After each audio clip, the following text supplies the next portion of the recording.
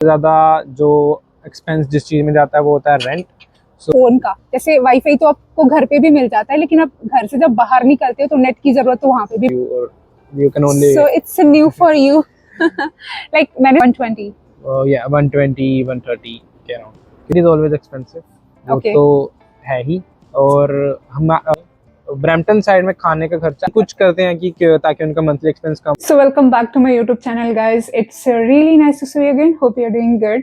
आज ये वीडियो है इंटरनेशनल स्टूडेंट्स के एक्सपेंसेस के बारे में कि मंथली एक्सपेंसेस उनके कितने जाते हैं, और जब वो यहाँ पे आए थे उस टाइम पे उनके मंथली एक्सपेंसेस कितने जा रहे थे, कौन कौन सी चीज़ों पे खर्च हो रहे थे, और अभी उनके मंथली एक्सपेंसेस कितने हुए, लाइक बढ़ गए हैं या घट गए हैं, ये सारा कुछ जानेंगे। तो अभी मैंने किसी को बुलाया है, फाइनली कोई एग्री हुआ है कि चलो ठीक है मैं अपनी बातें रखूंगा सबके सामने कि मेरी मंथली एक्सपेंसेस कितनी है। मैं अपनी भी एक वीडियो बनाऊंगी बिकॉज मैं और मेरे हस्बैंड यहाँ पे रहते हैं, तो मैं एक सेपरेट वीडियो बनाऊंगी कि कपल के कितने मंथली एक्सपेंसेस होते हैं। बट आज ये वीडियो है सिर्फ इंटरनेशनल स्टूडेंट के बारे में। तो चलते हैं, वो नीचे आ चुके हैं और जानते हैं कि मंथली एक्सपेंसेस उनके कितने क्या क्या लग रहे हैं। So let's see. ऐसा लग रहा है मैं ही गेस्ट हूँ।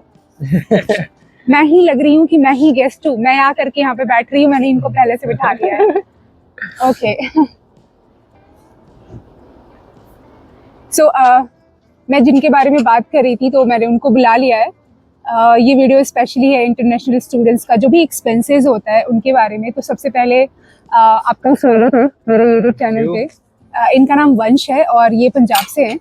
तो आप यहाँ पे कब आए हुए थे, कब आए इंडिया से? मैं आया था इंडिया से ऑन 25 दिसंबर 2024। तो मुझे अभी यहाँ पे 6 मंथ्स के अराउंड हो चुके हैं। ओके हाँ जी, तो अब ये मेरा सेकंड सेमेस्टर चल रहा है। ठीक है। आपको जैसे मंथली एक्सपेंसेस का क्या है, आप जैसे कुछ बताना चाहोगे अच्छे से डिटेल्स में? तो मंथली एक्सपेंसेस, जो मेन एक्सपेंस सबसे ज़्यादा होता है वो होता है रेंट का। तो सबसे ज़्यादा जो एक्सपेंस जिस चीज़ में जाता है वो होता है रेंट। सो वो वेरी करता है प्लेस टू प्लेस। एंड मैं पर्सनली विंसर में रहता हूँ जैसे, तो यहाँ पे रैदर देन बिग सिटीज़ बहुत कम रेंट है, which is around which varies between 300 to around about 600 depending on you are living in sharing room or in private। Sharing room यहाँ पे अराउंड 350 400 में मिल जाता है, और प्राइवेट रूम स्टार्ट होते हैं 500 600 से। ओके तो ये तो रही रूम की बात। जब आप कनाडा में जब आप आए थे यहाँ पे, तो एकोमोडेशंस का उस टाइम पे क्या था? जैसे आप कॉलेज में जो एकोमोडेशन प्रोवाइड कराया जाता है, आप वहाँ पे रहे थे या तो वो फ्री होता है, क्या होता है? मैं आया था सेंट क्लेयर कॉलेज जो कि विंसर में लोकेटेड है। तो हमारे कॉलेज प्रोवाइड करता है सर्विसेज। उनका एक इंटरनेशनल स्टूडेंट्स के लिए रेजिडेंस भी उन्होंने बना रखा है, जेम रेजिडेंस के नाम से। तो मेरा 4 मंथ स्टे वहाँ पे था, जिसकी फीस मेरे एनुअल फीस में इंक्लूडेड थी already.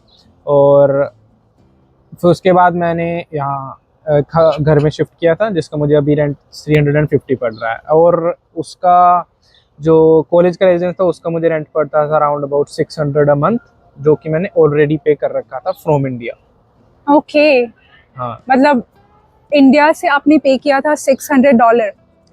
Actually I paid like the proper fees was $2520 for 4 months. Okay yes, okay for 4 month. या वो एक्सपेंसिव था बिकॉज वहाँ पे कुछ इश्यूज आए थे मुझे। फॉर एग्जांपल वहाँ पे किचन एक ही था of the Okay. Whole building. तो उसमें आप कितने लोग रह रहे थे, जैसे शेयरिंग में था? तो शेयरिंग में था तो it's like a 4 BHK flat.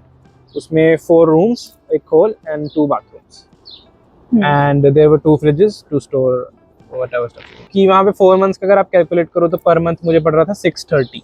Okay और विंजर में अगर आप लो बहुत अच्छा बड़ा स्पेशियस प्राइवेट रूम मिल जाता है 600 के अराउंड, 550 600 के अराउंड।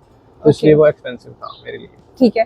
तो ये रहा रेंट का बात। अब नेक्स्ट बात करते हैं, जैसे कि और भी बहुत सारे खर्चे होते हैं यहाँ पे, लाइक फोन का बिल होता है।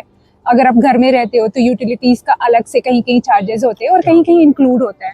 तो आप जहाँ पे रहते हो उसका अलग से है या इंक्लूड है आपके रेंट तो में? मैं जहाँ पे रहता हूँ मेरा तो इंक्लूडेड है, बट Okay. मेरे काफ़ी सारे फ्रेंड्स हैं जिन्होंने लाइक वो 6 या 8% ने मिलके पूरा का पूरा घर रेंट कर रखा है। तो उन्हें यूटिलिटीज एक्स्ट्रा पे करनी पड़ती हैं। तो उनकी पर पर्सन यूटिलिटीज अराउंड आती हैं $30 $40। sometimes $50, not more than 50. जिसमें water, electricity, Yes, everything. Wifi, Water, सारा कुछ। electricity, hydro, and then everything. Okay. Wi-Fi वगैरह। ठीक है, तो ये रही एकोमोडेशंस एंड घर के बारे में, जैसे कि एकोमोडेशंस का सारा कुछ हो गया। और अब बात करते हैं फ़ोन का। जैसे वाईफाई तो आपको घर पे भी मिल जाता है, लेकिन आप घर से जब बाहर निकलते हो तो नेट की ज़रूरत तो वहाँ पे भी पड़ती है। तो आपका फ़ोन का बिल का क्या है मंथली? तो मैंने इंडिया से ही सिम ले ली थी। इंडिया से इंडिया मतलब से- यहाँ से एक्सपोर्ट कराई थी आपने? नहीं, वहाँ पे समटाइम्स इमिग्रेशन ऑफिस के बाहर या जो आपका एजेंट है, इमिग्रेशन एजेंट्स, वो प्रोवाइड करवा देते हैं सिम। तो वो सिम मुझे पड़ता था $35 प्लस टैक्स होके, वो अराउंड अबाउट $40 मेरा मंथली बिल आता है। ओके। यस। तो आपने जो सिम इंडिया में लिया था, जो इमिग्रेशन से आपको प्रोवाइड कराया गया, तो आप वो अभी भी वही यूज़ कर रहे हो? हाँ, मैं वही अच्छे use से कर वर्क रहा हूँ। करता है वो? अच्छे से क्योंकि work मैंने करता कई जगह सुना है ना कि आप जो इंडिया से लेते हो एयरपोर्ट पे आके बंद हो जाता है, बहुत सारी प्रॉब्लम्स होती है। तो नहीं, मेरे केस में मुझे कोई प्रॉब्लम नहीं आई थी, और उन्होंने बोला था कि before coming 2 days before coming you have to fill a form, okay. जो उसमें आपका कंप्लीटली भरा हुआ होता है कि कब आपकी फ्लाइट है, किस दिन आप लैंड होगे, सब कुछ। और जैसे ही आप लैंड होते हो, वो आपकी सिम एक्टिवेटेड होती है, आपके फ़ोन जैसे ही आप एयरप्लेन मोड हटाओगे, वो साथ के साथ वर्क करनी स्टार्ट कर देती है। ओके, सो ये एक कंफ्यूजन था कई लोगों का। मैंने सुना था कि कई लोग बोलते थे कि अगर आप इंडिया से सिम लेकर के आते हो तो एयरपोर्ट पे वो बंद हो जाता है। दैट मीन्स ये बंद नहीं होता, उसका कुछ अलग प्रोसेस होता है, वो आपको करना होता है, एंड उसी सिम को आप यूज़ कर सकते हो हमेशा के लिए, जैसे कि वंश यूज़ कर रहे हैं अभी। तो ये रहा सिम का बात। और उस सिम का एक और फायदा है कि उसमें एक्टिवेशन चार्जेस नहीं लगते। नॉर्मली जब भी आप कनाडा में नई सिम लोगे तो उसमें $60 एक्टिवेशन चार्ज लगता है, और उस सिम में वो एक्टिवेशन चार्ज आपका बच जाता है, वो आपको नहीं पे करना होता। ओके, या सेम केस मेरे साथ भी हुआ था।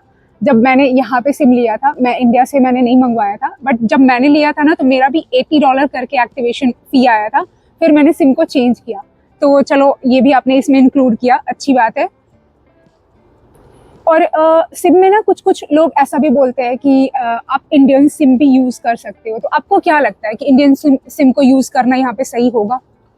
इंडियन सिम तो यहाँ पे स्पेशली वर्क ही नहीं करती। आप इंडियन नंबर यूज़ कर सकते हो for WhatsApp and several other stuffs. तो और अगर आप इंडियन सिम इंटरनेशनल वो पैकेज डलवाओगे तो बहुत ज़्यादा एक्सपेंसिव पड़ता है। ओके। और अगर आप यहाँ पे बाई चांस नंबर यूज़ भी कर रहे हो, तो आपको, अगर आप किसी भी कैनेडियन को या किसी भी रिक्रूटमेंट ऑफिस में अपना नंबर दोगे तो +91 लगाना वो हाँ, है, वो ये थोड़ा सा मुश्किल हो जाता है, क्योंकि यहाँ पे इमिग्रेंट बहुत ज्यादा है बहुत ज़्यादा है। और उनको पता नहीं होता कि वो अब स्पेशली तो वो सर्च करेंगे नहीं कि नहीं, इंडिया का वो नहीं कोड करते। कौन सा है, +91 वो ढूंढ के तो यूज करेंगे नहीं। हाँ, ये बात तो सही एंड है। एक और चीज़ कि यहाँ पे व्हाट्सएप कैनेडियंस बहुत ज़्यादा यूज़ नहीं करते। देयर आर सेवरल कैनेडियंस जो व्हाट्सएप यूज़ ही नहीं करते, उन्होंने कभी अकाउंट ही नहीं बनाया व्हाट्सएप पे। रियली? हाँ, मेरे बहुत सारे कैनेडियन मिले हैं जिन्होंने अभी तक, मतलब मेरे फ्रेंड्स भी हैं कहीं कैनेडियन, वो व्हाट्सएप यूज़ ही नहीं करते, उन्होंने कभी व्हाट्सएप यूज़ ही नहीं करा। तो they won't be able to call you, और you can only. So it's new for you. Like मैंने सुना था कि व्हाट्सएप हर जगह यूज होता है, लेकिन यहाँ पे मुझे सुनने को मिल रहा है कि कैनेडियंस बहुत ज्यादा व्हाट्सएप यूज नहीं करते हैं। इंडिया में ये कॉमन है, मतलब व्हाट्सएप के बिना तो लाइफ ही नहीं है ना? ये चीज़ आपने भी नोटिस करा होगा कि यहाँ पे टेक्स्ट मैसेजेस ज़्यादा यूज़ करते हैं हाँ, एज ये है। कम्पेयर टू व्हाट्सएप और एनीथिंग। तो कुछ जो है वो व्हाट्सएप यूज़ ही नहीं करते। ये बात सही है। नेक्स्ट बात करते हैं ग्रोसरी का, क्योंकि ग्रोसरी का ना सबका डिफरेंट हो जाता है। क्योंकि कई लोग बाहर से खाना मंगवाते हैं, कई लोग घर पे बनाते हैं, और कई लोग फ्रेंड्स के साथ शेयरिंग में यूज करते हैं। सो सबका अलग अलग होता है। आप अपना बताओ कि आपका ग्रोसरी का मंथली क्या एक्सपेंसेस है यहाँ पे? तो ग्रोसरी का मेरा पर्सनली, मुझे, क्योंकि मैं अकेला करता हूँ, मैं किसी के साथ शेयरिंग भी नहीं करता, मैं I don't share with any of my roommates, और तो मुझे पड़ता है अराउंड अबाउट 100 to 150 की रेंज में ग्रोसरीज। और मैं मतलब बहुत अच्छी ग्रोसरी करता हूँ, मतलब वो नहीं है कि मैं कभी कम ले आया कभी ज़्यादा। मेरा हर मंथ की ग्रोसरी ऑलमोस्ट सेम ही रहती है, सेम वेजीज एंड पल्सेस, मसाले वगैरह सब कुछ आता ही है, तो Okay. वो मुझे सेम ही पड़ता है। 120? या 120 130 के अराउंड, क्योंकि मैं अकेला करता हूँ। अगर आप शेयरिंग में करोगे तो ऑब्वियसली आपको लेस पड़ेगा। The more people you are, the less the amount gets. Okay. And some of my friends also have tiffins. तो टिफिन्स भी अराउंड अबाउट $200 से विंजर में स्टार्ट हो जाते हैं, as this is a small city. तो वो होते हैं, उनकी कंडीशंस होती हैं कि वो Monday to Friday, Saturday Sunday include नहीं होता बीच में, and for per month, so around about 20 days month. तो ये भी सही है। आप संडे को आप खुद से खाना बना लो, लेकिन $200 में आपका सारा ग्रोसरी सब कुछ हो जा रहा है, आपको बनाने की ज़रूरत नहीं पड़ रही है। स्पेशली अगर आप स्टूडेंट हो, आपको स्टडी करना है, वर्क भी करना है, एटलीस्ट खाना बने बनाए मिल जा रहा है ना। हाँ, तो ये भी सही है ऑप्शन। तो $200 आपका $80 एक्स्ट्रा लग रहा है, बट आपके बहुत सारे जो वर्क है ना उसमें आपकी बचत हो जा रही है, टाइम का सेविंग हो रहा है, तो ये भी सही है। सो ये तो हो गई ग्रॉसरी का और खाना, एकोमोडेशन, सारा कुछ। अच्छा, अब नेक्स्ट मुझे ये जानना है कि आप जैसे इंडिया से कई लोग आते हैं ना, तो उनको शौक होता है कि वो पुराने फ़ोन को वहीं पे छोड़ के आ जाए और वो नए फ़ोन वहाँ से खरीद के लेके आते हैं। तो आपका क्या इसमें सीन रहा है? तो फॉर मी, मेरे केस में मेरा काफ़ी सारा पैसा इसमें बच चुका है, क्योंकि मैं इंडिया से ही अपना फ़ोन लेके आया था और मेरे पास लैपटॉप ऑलरेडी था। तो ये सेविंग कर रहे हैं, तो आप इनसे पार्टी मांग सकते हो। तो मेरा काफ़ी सारा वहाँ पे बच चुके हैं एक्सपेंसेस। और लेकिन मेरे फ्रेंड्स ने काफ़ी फ़ोन लिए हैं यहाँ पे आके, depending on the phone you are purchasing. यहाँ पे मंथली मोबाइल के साथ EMI पे ही लेते हैं मोस्ट प्रोबेबली। तो उसमें 2 years की आपकी इंस्टॉलमेंट्स बन जाती हैं, okay. And you can even pay down payment as much as you want. 6 month से लेके 2 years तक आप लोन ले सकते हो। तो यहाँ पे वेरी करता है, starting from $60 and going up to 120, 130, 200, depending on the phone you are choosing. तो मेरे कुछ फ्रेंड्स ने यहाँ पे आके फ़ोन लिए हैं। उन्होंने लिए थे iPhone 14 लिए हैं, जिन्होंने, उनका मंथली बिल अराउंड आता है $70, $75। Okay. Even my roommate has iPhone 14, उसने लास्ट ईयर परचेज करा था। यहाँ से कनाडा से ही परचेज करा था उसने, और उसका मंथली बिल $70 आता है। और मेरा एक फ्रेंड है, उसने, वो अभी जस्ट मेरे साथ ही आया था जनवरी इनटेक में, उसका फ़ोन इंडिया वाला ख़राब हो गया था, तो उसे लेना पड़ा था। ओके। तो he went for iPhone 15 Pro। उसका मंथली बिल आता है $122 for, and they both have like EMIs for 1 year। 1 year. तो अगर मंथली अगर हमने कैलकुलेट करना है तो ये कितना हो जाएगा, लाइक $70 पर मंथ, तो 700 एंड 800 $840। और आपने जो नेक्स्ट फ्रेंड का बताया, एक और जो आपके फ्रेंड है, उनका $120 आता है, तो ये हो जाएगा लाइक $1300 एंड $1400 का हो गया, है ना। तो ये हिसाब किताब है यहाँ पे फ़ोन का। जैसे कि आप इंडिया से लेकर के आ रहे हो, ये हम आपको एडवाइस नहीं कर रहे, हम दोनों, कि आप क्या करो क्या नहीं करो। मैं बस एक्सपीरियंस बता रही हूँ कि यहाँ पे जो भी इंटरनेशनल स्टूडेंट आए हुए उनका मंथली एक्सपेंसेस क्या जाता है, ठीक है। तो ये आपके ऊपर है कि आप इंडिया से परचेस करने वाले हो या यहाँ से परचेस करने वाले हो। लेकिन अगर आप यहाँ से परचेस करते हो तो ज़्यादा बेस्ट है, बिकॉज यहाँ पे कभी कभी पुराने फ़ोन्स भी मिल जाते हैं अगर आपको ज़्यादा पैसे सेव करने हैं, लाइक मार्केट प्लेस से मिल जाते हैं, जीजी से मिल जाते हैं, आपको जहाँ से भी आपको अच्छी डील मिले आप ढूंढ सकते हो। अगर आपके पास इंडिया में फ़ोन नहीं है तो आप यहाँ पे आके लो, अगर है तो आई वुड प्रेफर कि आप वही यूज़ कर सकते हो एज एन इंटरनेशनल स्टूडेंट, क्योंकि उससे आपके एक्सपेंसेस कम ही रहेंगे। आफ्टर वर्क परमिट आप मतलब आपकी इनकम अच्छी रहेगी तो आप कुछ भी कर सकते हो। सही बात है, सही बात है, ये बिल्कुल बात सही, मैं भी इस बात से एग्री करती हूँ, ठीक है। अब ट्रैवलिंग की बातें करते हैं। अब ये कैलकुलेट करते हैं कि बस का या राइड का क्या सिस्टम है। लाइक कुछ स्टूडेंट्स बस पास बनवाते हैं, कुछ क्या मुझे लगता है शायद मोस्टली जितने भी आते हैं सारे बनवाते होंगे। हाँ, सभी बस पास बनवाते हैं। हाँ, तो आपका मतलब कैसा सिस्टम रहा है? जब आप आए, कितने दिन बाद आपने बनवाया, आपको कैसे लगा कि वो ज़्यादा सही है या राइड लेना सही है? आपको कैसे क्या लगा, कैसे पता लगा आपको? राइड इज ऑलवेज एक्सपेंसिव, वो तो है ही। और हमारा सेंट क्लेयर कॉलेज, उसमें फीस में इंक्लूडेड होता है bus pass. In Windsor, university of Windsor, Saint Clair college, ये दोनों अपने अपने बस पासेस प्रोवाइड करते हैं, जो कि फीस में उनका इंक्लूडेड होता है। वो होता है अराउंड $200 और $230 फॉर 6 to 8 months चलता है एक बस पास। और एक यहाँ पे ट्रांजिट विंजर का भी है, इन केस अगर आपके पास नहीं है, वर्क परमिट वाले या जो यहाँ के लोकल रेजिडेंट्स हैं वो यूजुअली वही प्रेफर करते हैं। ट्रांजिट ऑफ विंजर का $50 to $60 के अराउंड आता है, don't know the exact price. फिर तो सही है, वो मतलब काफी अच्छा पड़ता है। और अगर आप एक छोटी सी राइड भी करवाओ, for example for 8 to 10 kilometres, so that would cost you around $20 to $25। सो यहाँ पे इंडिया वाला हिसाब नहीं होता फेयर का कि कितने कहाँ पे जाना है, आपने उस हिसाब का फेयर नहीं होता। यहाँ पे आप जैसी बस में चढ़ोगे तो वहाँ पे मशीन लगी हुई होती है, उसके अंदर आपको कॉइन्स डालने होते हैं। विंजर के अंदर जो प्राइस है वो है $3.75, और उसके लिए आप 2 hours बस में कहीं भी ट्रैवल कर सकते हैं। आपको एक ट्रांजिट पास मिल जाता है, तो उसके साथ आप कहीं जा सकते हैं। एंड 2 घंटे के अंदर अगर आपने आना है वापस तो आप सेम टिकट यूज करके वापस आ सकते हो. You can use multiple buses, change multiple buses as per you. Okay, so ये रहा ट्रैवलिंग का. एंड तो ये रहा जो मेन एक्सपेंसेस होते हैं, ये तो उसकी बात हो गई. और ऐसा नहीं है कि अगर कोई स्टूडेंट आया तो कहीं घूमने नहीं जाता है, सभी जाते हैं घूमने, सभी जाते हैं. फ्रेंड्स के पास जाते हैं, कभी पार्टीज हो गई. तो उसका आपका मंथली एक्सपेंसेस क्या है? कभी ज़्यादा कम होता है या हर मंथ आपका उस पर ज़्यादा ही, मतलब एक अमाउंट, फिक्स अमाउंट आप खर्च करते हो, जैसे कि मैंने हर मंथ पार्टी करनी है बिकॉज मैं स्टडी भी कर रहा हूँ, वर्क भी कर रहा हूँ, तो और मेरा फैमिली भी देख रहे हैं, ठीक है, तो आप सोच के बोलना, ठीक है, क्योंकि ये ना हो कि कॉल आ जाए उसके बाद में कि ये क्या बोल रहे हो.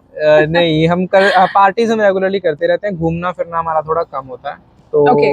पार्टीज वगैरह में क्योंकि अकेला तो कोई करता नहीं, तो ऑब्वियसली सभी मिलके करते हैं. और कभी कभार जैसे बाहर का कभी शिफ्ट से आते हैं तो थके होते हैं, तो बाहर से भी कभी कभी हम मंगा लेते हैं. तो fast foods and restaurants are expensive in Canada, they are. और पार्टीज में थोड़ा फिर भी अगर हम करें डिस्ट्रीब्यूट तो बहुत कम आ जाता है एक्सपेंसेस. बट अगर आप इंडिविजुअल जैसे भी खाने को कुछ भी ऑनलाइन ऑर्डर कर रहे हो तो वो बहुत महंगा पड़ता है. $30 to $35 का बिल आराम से बन जाता है of a single pizza, nothing added in it. तो नॉर्मल पिज़्ज़ा इतने का पड़ जाता है यहाँ पे. और बाकी रही, क्योंकि विंडसर छोटी सिटी भी है तो यहाँ पे ज़्यादा आउटलेट्स हैं नहीं, तो ब्रैम्पटन साइड में खाने का खर्चा एज कम्पेयर विंडसर से कम पड़ता है.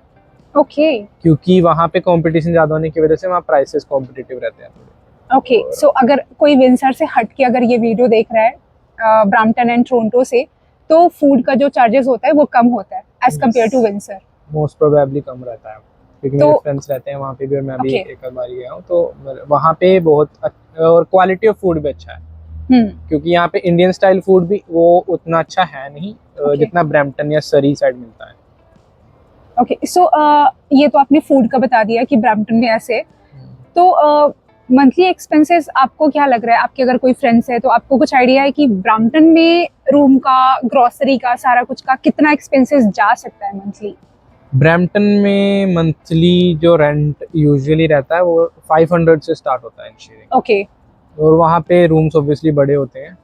तो कितने लोग शेयर करते हैं? लाइक विंसर में तो होता है ना कि 2 लोग या 3 लोग शेयर करते हैं. नहीं, वहाँ पे दो भी? लोग ही करते दो लोग हैं, ही लेकिन share कुछ करते हैं कि ताकि उनका मंथली एक्सपेंस कम हो जाए तो बेसमेंट ले लेंगे पूरा, या पूरा का पूरा घर ले लेंगे. तो Okay. उसमें 15 या 20 लोग रहते हैं, 4 या 5 कमरे. तो ये होता है, बहुत जगह अच्छा, होता है. 4-5 कमरे होते हैं, 15-20 लोग रहते हैं. 15-20 लोग रहते हैं, तो ताकि उनका वो Okay. थोड़ा मंथली एक्सपेंस कम पड़ जाए. That's why. ये भी सही है. देखो, इंडिया से इतने पैसे लगा के स्टूडेंट आते हैं. लाइक अभी तो GIC भी जो पहले $10,000 थी, राइट? एंड अभी $20,000 हो गई. तो अभी कोई स्टूडेंट अगर आते हैं तो सच में सेव तो उनको करना ही चाहिए, बिकॉज मोस्टली जो भी स्टूडेंट आते हैं वो ज़्यादातर मिडिल क्लास से ही होते हैं, और सबको पता होता है कि कितने मुश्किल से पैसे आते हैं इंडिया में. और यहाँ पे भी आते हैं, ऐसा नहीं है. यहाँ पे लोग अर्न करते हैं तो एक्सपेंसेस भी उसी अकॉर्डिंग होते हैं. तो सेव अगर आप करते हो तो ज़्यादा सेविंग्स हो नहीं पाते. तो सेविंग्स जितनी हो सके आप बचाओ, ठीक है? पार्टीज वगैरह अच्छी बात है, करनी चाहिए, है ना? कभी कभी चलता है. रेगुलरली तो वो बहुत एक्सपेंसिव पड़ जाती है. ओके, तो ये रही आज की एक्सपेंसेस की बातें. आप चाहो तो कैलकुलेट कर लेना, ठीक है? जो भी था हमने बारी बारी से सारा कुछ डिस्कस कर दिया है. अगर आपको कुछ लग रहा है कि हमने छोड़ दिया है कुछ भी ऐसा पॉइंट, तो आप कमेंट सेक्शन में हमें लिख सकते हो, हम उसको एक्सप्लेन करेंगे, ठीक है? इनकी हेल्प से या मैं खुद की हेल्प से, ठीक है, मैं आपको बताऊंगी कि अगर कुछ भी छूट रहा है, कि अगर मैंने कुछ छोड़ दिया है, कुछ भी ऐसा एक्सपेंस जो आप पूछना चाहते हो, तो वो उसको कवर किया जाएगा. तो आपका बहुत बहुत शुक्रिया मेरे वीडियो में आने के लिए. और अगर आपको ये वीडियो अच्छी लगी तो आप इसे लाइक करें, शेयर करें एंड सब्सक्राइब करें. And thanks for watching.